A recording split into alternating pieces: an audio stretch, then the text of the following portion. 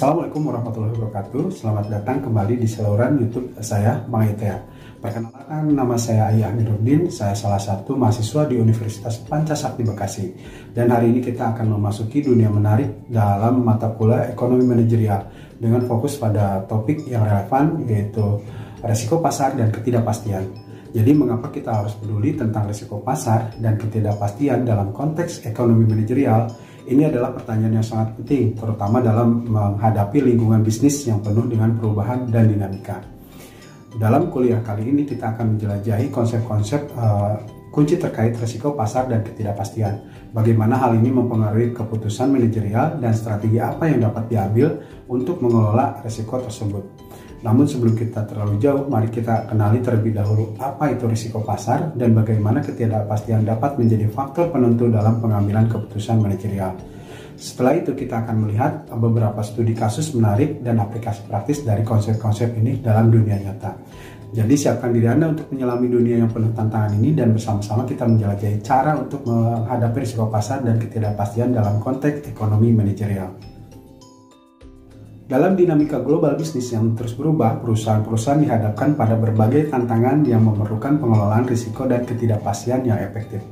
Mata kuliah ekonomi manajerial memainkan peran krusial dalam membekali mahasiswa untuk pengetahuan dan keterampilan untuk menghadapi kompleksitas lingkungan bisnis yang penuh dengan ketidakpastian. Risiko dan ketidakpastian menjadi dua elemen kunci untuk memerlukan pemahaman mendalam dan strategi manajemen yang tepat. Risiko dapat berasal dari berbagai sumber, mulai dari perubahan pasar, fluktuasi mata uang, hingga perubahan regulasi. Di sisi lain, ketidakpastian menciptakan tantangan tambahan di mana keputusan manajemen harus diambil tanpa memiliki informasi yang lengkap atau pasti. Oleh karena itu, analisis risiko ketidakpastian dalam konteks ekonomi manajerial tidak hanya menjadi suatu kebutuhan, tetapi juga menjadi keahlian esensial yang harus dimiliki oleh para pemimpin bisnis masa depan. Dalam konteks ini, beberapa penulisan risiko dan pengelolaan ketidakpastian bukanlah sekedar langkah-langkah proaktif, tetapi juga merupakan aspek integral dari perencanaan strategis dan pengambilan keputusan yang cerdas. Dalam pembahasan ini, kita akan menjelajahi konsep-konsep tersebut, mengidentifikasi risiko-risiko yang mungkin dihadapi oleh perusahaan, dan merinci strategi pengelolaan yang efektif guna meminimalkan dampaknya. Dengan memahami risiko dan ketidakpastian sebagai bagian tak terpisahkan dari ekonomi manajerial, kita dapat memiliki landasan yang kuat untuk mengembangkan pengetahuan, keterampilan untuk pemimpin bisnis di masa depan. Mari kita jelajahi lebih lanjut mendalam tentang risiko dan ketidakpastian dalam mata kuliah ini. Identifikasi risiko merupakan tahap awal dalam analisis risiko dan ketidakpastian dalam konteks ekonomi manajerial. Proses ini melibatkan pengenalan dan penilaian potensi peristiwa atau kondisi yang dapat mempengaruhi pencapaian tujuan perusahaan. Dengan merinci risiko-risiko yang mungkin dihadapi, manajemen dapat mempersiapkan strategi pengelolaan yang lebih efektif. Berikut adalah beberapa kategori risiko yang perlu diperhatikan. Yang pertama adalah risiko pasar. Dari sisi perubahan harga komoditas, fluktuasi harga komoditas dapat mempengaruhi biaya produksi dan harga jual produk. Perubahan tingkat suku bunga yang berubah dapat mempengaruhi biaya pinjaman dan keuntungan investasi. Yang kedua adalah dari sisi risiko keuangan. Adanya ketidakstabilan mata uang, perubahan nilai tukar mata uang dapat mempengaruhi transaksi internasional dan keuangan perubahan. Ketidakmampuan mencapai pendapatan atau laba yang diharapkan, faktor internal dan eksternal yang tidak terduga dapat mempengaruhi kinerja keuangan. Dan yang ketiga ada risiko operasional. Bisa terjadinya gangguan pasokan dikarenakan ketidakstabilan dalam rantai pasokan dapat mempengaruhi produksi dan pengiriman produk. Sisi lain ada risiko teknologi dikarenakan kegagalan sistem atau perubahan teknologi dapat mengganggu operasional perusahaan. Yang keempat adalah tentang risiko legal dan regulasi. Karena terjadinya perubahan regulasi, perubahan kebijakan pemerintah dapat mempengaruhi kebijakan bisnis dan kepatuhan perusahaan. Di sisi lain tentang litigasi, tuntutan hukum dapat menimbulkan biaya tambahan dan merugikan reputasi perusahaan. Dan nomor 5 ada risiko reputasi. Ada manajemen krisis, tahapan terhadap krisis dapat mempengaruhi citra dan kepercayaan pelanggan. dan pelanggaran etika menjadi praktik bisnis yang tidak etis, dapat merugikan reputasi perusahaan. Yang keenam, dari sisi risiko sosial dan lingkungan. Tuntutan sosial, tuntutan masyarakat terhadap tanggung jawab sosial perusahaan dapat mempengaruhi operasional dan citra perusahaan. Adapun menjadi dampak lingkungan dikarenakan perubahan regulasi lingkungan dan respon masyarakat terhadap dampak lingkungan bisnis.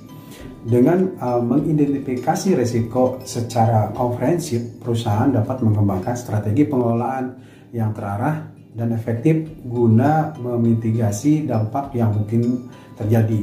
Analisis risiko ini menjadi landasan untuk tahap selanjutnya dalam manajemen risiko, termasuk pengukuran risiko dan perencanaan respon yang tepat.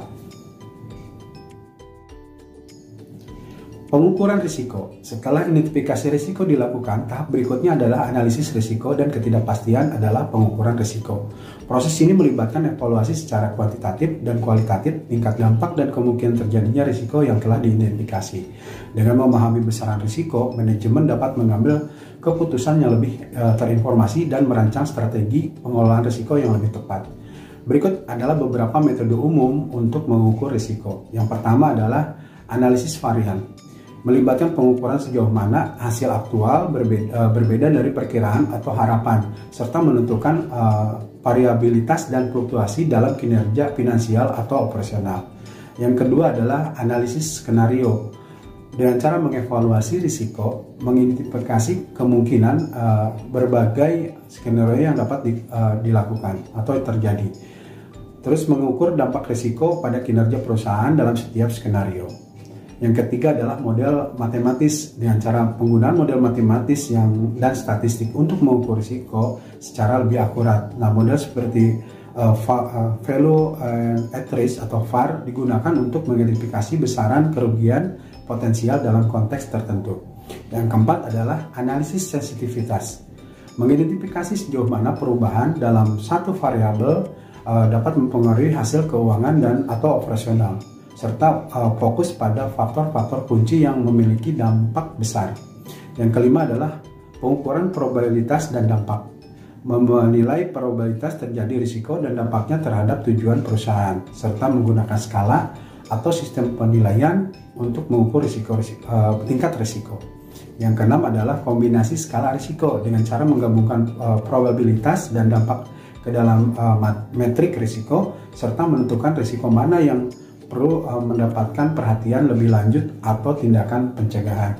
Yang ketujuh, dengan cara analisis Monte Carlo, menerapkan simulasi Monte Carlo untuk mengevaluasi dampak risiko dalam berbagai skenario, serta memberikan gambaran lengkap tentang variasi hasil yang mungkin. Pengukuran risiko yang baik memungkinkan manajemen untuk menetapkan prioritas, mengalokasikan sumber daya dengan bijaksana dan mengembangkan strategi pengelolaan risiko yang sesuai. Oleh karena itu, proses pengukuran risiko harus menggabungkan pendekatan kuantitatif dan kualitatif untuk memberikan pemahaman yang komprehensif tentang risiko yang dihadapi oleh perusahaan. Selanjutnya tentang strategi pengelolaan risiko. Setelah risiko diidentifikasi dan diukur, langkah selanjutnya dalam analisis risiko dan ketidakpastian adalah merancang strategi pengelolaan risiko. Tujuan dari strategi ini adalah untuk mengurangi dampak negatif risiko, memaksimalkan peluang positif, dan meningkatkan ketahanan perusahaan terhadap perubahan yang tidak terduga. Dan berikut adalah beberapa strategi pengelolaan risiko yang umumnya digunakan. Yang pertama adalah penghindaran risiko dengan cara identifikasi risiko-risiko yang memiliki dampak tinggi dan probabilitas tinggi, serta menghindari atau mengurangi exposure terhadap risiko tersebut, misalnya dengan mengubah strategi bisnis atau menghentikan kegiatan tertentu. Yang kedua adalah dengan cara pemindahan risiko, mengalihkan sebagian atau seluruh risiko kepada pihak ketiga seperti asuransi, serta memungkinkan instrumen keuangan seperti derivatif untuk melindungi perusahaan dari fluktuasi harga atau nilai tukar. Yang ketiga adanya dilakukan dengan mitigasi risiko, yaitu mengimplementasikan tindakan-tindakan pencegahan untuk mengurangi probabilitas atau dampak risiko, misalnya melalui pelatihan karyawan, perbaikan prosedur operasional, atau peningkatan keamanan. Yang keempat, dengan cara diversifikasi, yaitu menyebar risiko dengan diversifikasi portfolio bisnis atau investasi, serta mengurangi ketergantungan pada satu pasar atau produk tertentu. Yang kelima adalah penerimaan risiko, menentukan bahwa risiko tertentu dapat diterima tanpa adanya tindakan pengelolaan yang lebih lanjut. Biasanya diterapkan pada risiko-risiko dengan dampak rendah atau probabilitas rendah. Keenam adalah inovasi dan fleksibilitas, dan cara mendorong inovasi untuk menciptakan peluang baru atau mengatasi risiko yang ada. Nah, membangun fleksibilitas dalam struktur operasional untuk mengatasi perubahan pasar atau kondisi eksternal. Yang ketujuh adalah manajemen krisis. Mempersiapkan rencana manajemen krisis yang efektif untuk merespon risiko yang tidak dapat dihindari dengan cara melibatkan pelatihan personil, komunikasi krisis, dan langkah-langkah pemulihan. Yang kedelapan, kerjasama dan konsultasi. Membangun kemitraan dan kerjasama dengan pihak terkait untuk berbagi risiko atau mendapatkan wawasan tambahan, serta mengonsultasikan dengan ahli atau pihak eksternal untuk mendapatkan perspektif yang berbeda. Strategi pengelolaan risiko harus disesuaikan dengan karakteristik risiko dan tujuan perusahaan. Pemilihan strategi yang tepat membantu perusahaan mengoptimalkan penggunaan sumber daya serta mengurangi ketidakpastian dan mencapai tujuan jangka panjang. Pengelolaan ketidakpastian. Selain mengelola risiko, pengelolaan ketidakpastian juga merupakan aspek krusial dalam mata kuliah ekonomi manajerial. Ketidakpastian menciptakan tantangan unik karena melibatkan keadaan di mana informasi yang diperlukan untuk membuat keputusan tidak lengkap atau tidak pasti. Berikut adalah beberapa strategi yang dapat diterapkan untuk mengelola ketidakpastian. Yang pertama yaitu fleksibilitas dan adaptabilitas. Dengan cara membangun organisasi yang fleksibel dan dapat beradaptasi dengan perubahan, serta menyusun strategi bisnis yang dapat disesuaikan dengan cepat menghadapi perubahan kondisi pasar atau lingkungan eksternal. Yang kedua, dengan cara skenario perencanaan. Membuat skenario perencanaan untuk berbagai kemungkinan hasil masa depan, serta mengidentifikasi strategi yang dapat diterapkan dalam setiap skenario memungkinkan perusahaan untuk bersiap menghadapi kondisi yang tidak pasti. Yang ketiga, pengembangan kemampuan pemantauan dan peringatan dini, yaitu membangun sistem pemantauan yang efektif untuk mendeteksi perubahan kondisi pasar atau faktor-faktor risiko potensial, serta mempersiapkan peringatan dini yang memungkinkan manajemen untuk merespon dengan cepat. Yang keempat adalah dengan cara investasi dalam teknologi dan inovasi. Mendorong investasi dan teknologi dan inovasi untuk tetap kompetitif dan siap-siap menghadapi perubahan, membangun kemampuan inovatif untuk mengantisipasi tren pasar dan kebutuhan pelanggan. Yang kelima, dengan cara perencanaan strategis yang adaptif. Mengadopsi pendekatan perencanaan strategis yang adaptif yang memungkinkan penyesuaian strategi seiring perubahan kondisi eksternal, serta membangun keterlibatan karyawan dalam proses perencanaan atau mendukung adaptabilitas. Yang keenam, manajemen sumber daya yang efisien. Menerapkan manajemen sumber daya yang efisien untuk memastikan penggunaan sumber daya secara optimal, serta memiliki rencana cadangan atau cadangan likuiditas untuk mengatasi ketidakpastian finansial. Yang ketujuh, kerjasama dan kemitraan. Membangun kerjasama dan kemitraan dengan pihak eksternal bisa mendiversifikasi rantai pasokan dan jaringan kemitraan untuk meningkatkan ketahanan terhadap perubahan ekonomi atau geopolitik.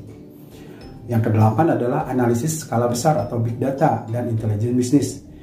Dengan menerapkan analisis skala besar dan intelijen bisnis untuk mengumpulkan serta menganalisis dan mengekstraksi wawasan dari data, memahami tren pasar dan perilaku pelanggan untuk membuat keputusan yang lebih baik dalam situasi ketidakpastian.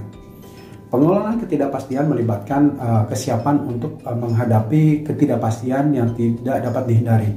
Dengan menerapkan strategi ini, perusahaan dapat meminimalkan dampak negatif dan bahkan mengambil keputusan dari situasi yang tidak pasti. Ini juga dapat menciptakan keunggulan kompetitif dalam lingkungan bisnis yang selalu berubah.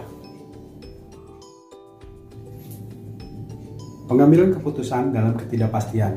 Pengambilan keputusan dalam kondisi ketidakpastian merupakan tantangan utama dalam ekonomi manajerial.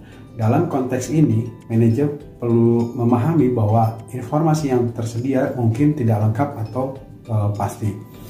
Berikut adalah beberapa pendekatan dan strategi untuk pengambilan keputusan efektif dalam situasi ketidakpastian.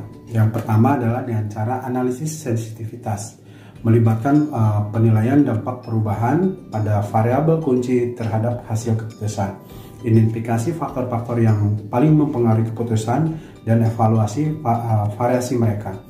Kedua, penerapan analisis skenario, yaitu dengan cara menganalisis berbagai skenario yang mungkin terjadi dan dampaknya terhadap keputusan, serta mempersiapkan rencana aksi yang dapat diimplementasikan dalam berbagai kondisi. Ketiga, penggunaan probabilitas.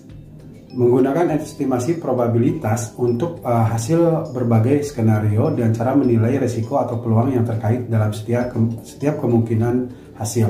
Keempat, kerjasama dan konsultasi, melibatkan tim atau ahli yang berbeda untuk mendapatkan wawasan tambahan, serta menciptakan diskusi dan pertukaran ide untuk menghasilkan pemahaman yang lebih lengkap. Yang kelima, pertimbangan fleksibilitas dan cara membangun kebijakan dan rencana yang memungkinkan adaptasi cepat terhadap perubahan kondisi, serta menyusun skenario perencanaan dengan strategi pilihan di berbagai tahap. Keenam, dengan cara model keputusan dan analisis risiko. Menerapkan model keputusan yang mempertimbangkan risiko dan ketidakpastian, menggunakan metode analisis risiko seperti analisis Monte Carlo untuk memahami dampak probabilitas dan variabilitas hasil.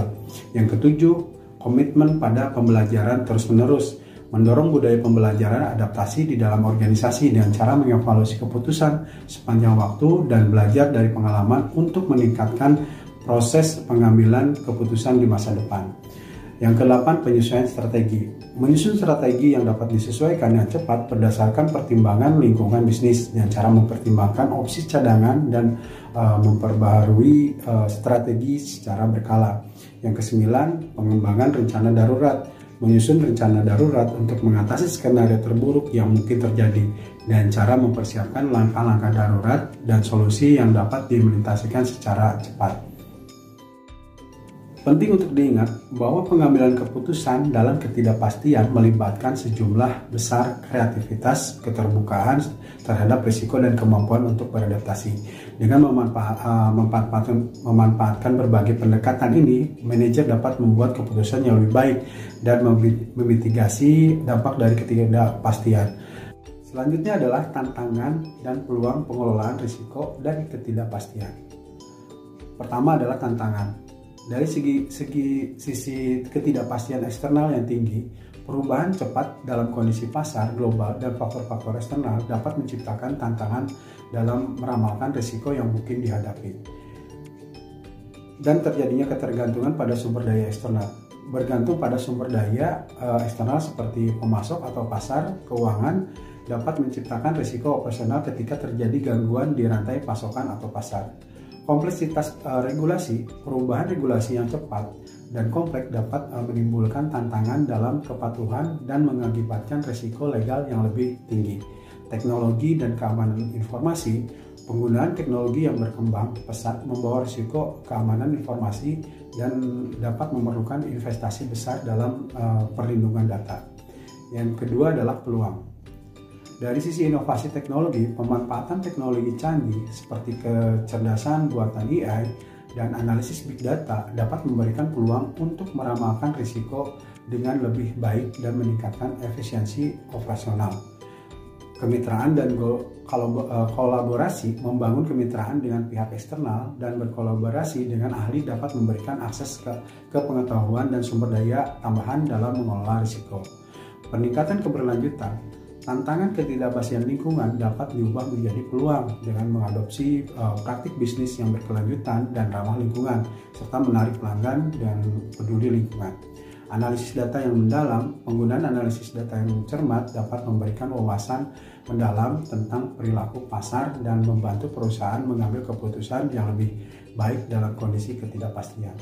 Pendidikan dan pengembangan karyawan. Investasi dalam pendidikan pengembangan karyawan dapat meningkatkan kapabilitas internal perusahaan dalam mengidentifikasi, mengukur, dan mengelola risiko, ketahanan dan adaptabilitas organisasi.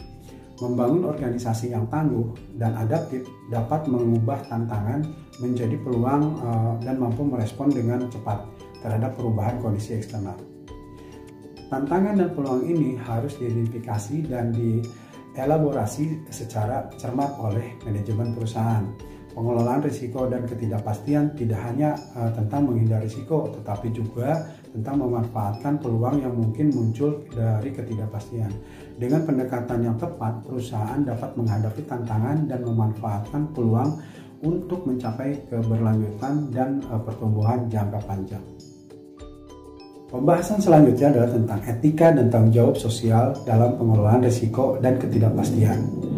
Yang pertama adalah etika dalam pengelolaan risiko dan ketidakpastian dari sisi transparansi dan kejujuran.